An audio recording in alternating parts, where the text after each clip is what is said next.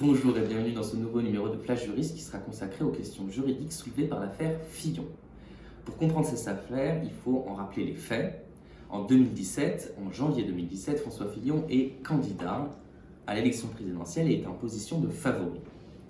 Cette position de favori va durer jusqu'au 25 janvier 2017 où le Canard enchaîné révèle dans un article que sa compagne a bénéficié d'emplois fictifs en tant qu'attachée parlementaire et en tant que collaboratrice de la revue des Deux Mondes.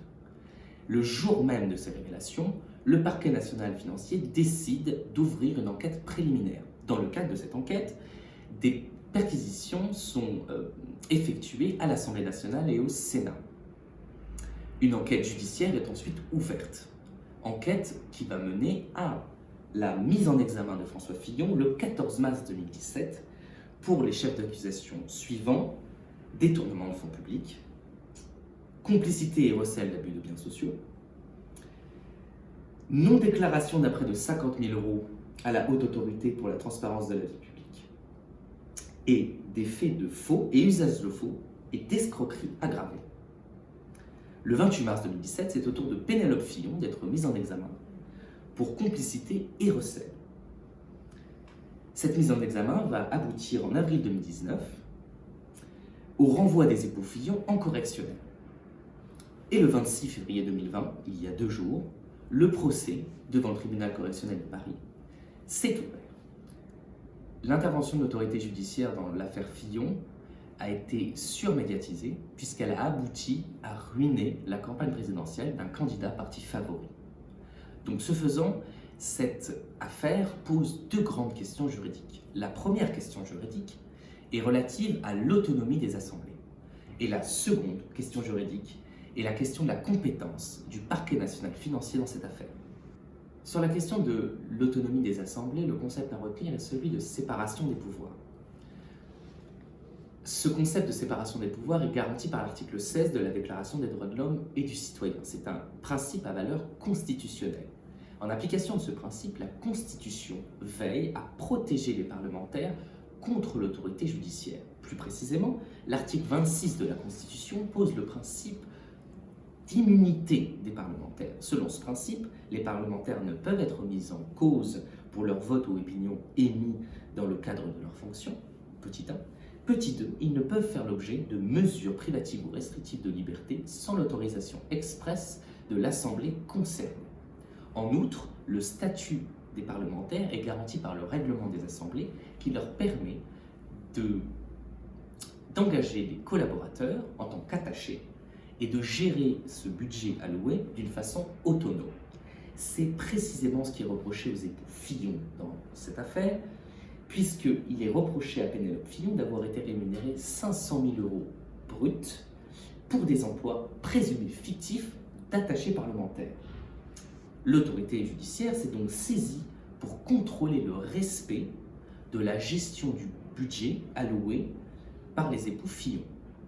Or, selon certains, cette enquête judiciaire était contraire au principe de séparation des pouvoirs et à celui d'autonomie des assemblées. Pourquoi ?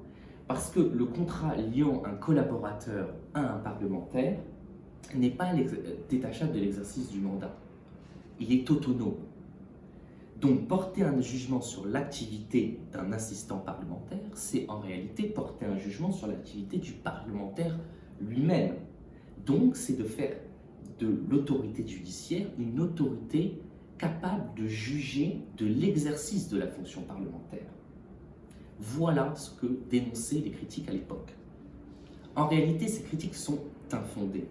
La séparation des pouvoirs ne conduit pas à l'isolation des pouvoirs. La séparation des pouvoirs permet à chaque pouvoir d'être contrôlé par un autre pouvoir.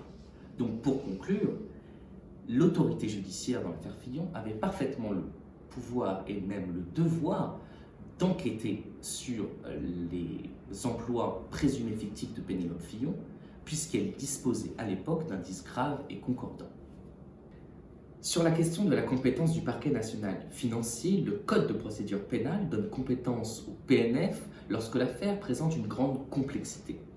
Qu'est-ce qu'une affaire complexe ?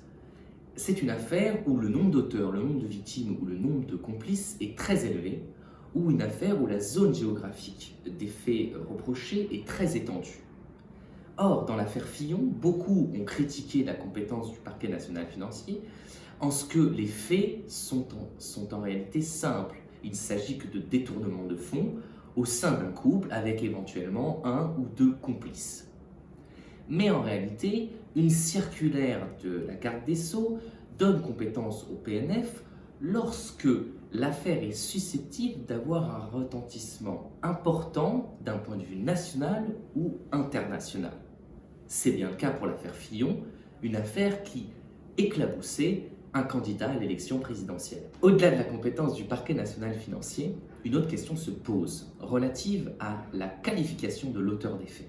En effet, l'article 432-15 du Code pénal dispose que ne peut être auteur d'un détournement de fonds publics qu'une personne dépositaire de l'autorité publique ou une personne chargée d'une mission de service public. Donc la question est celle de savoir si un parlementaire peut être considéré comme une personne dépositaire de l'autorité publique ou chargée d'une mission de service public.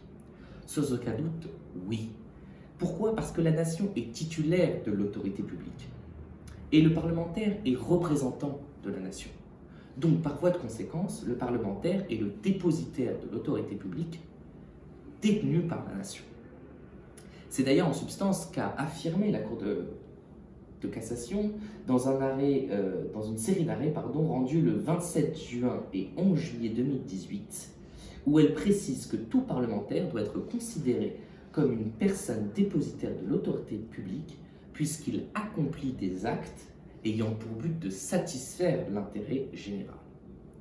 Et en partant de cette mission de parlementaire, de satisfaire l'intérêt général, le législateur a adopté la loi du 15 septembre 2017 qui interdit désormais, au nom de la confiance pour la vie politique, aux parlementaires, sénateurs ou députés d'employer des membres de leur famille comme assistants, attachés, collaborateurs.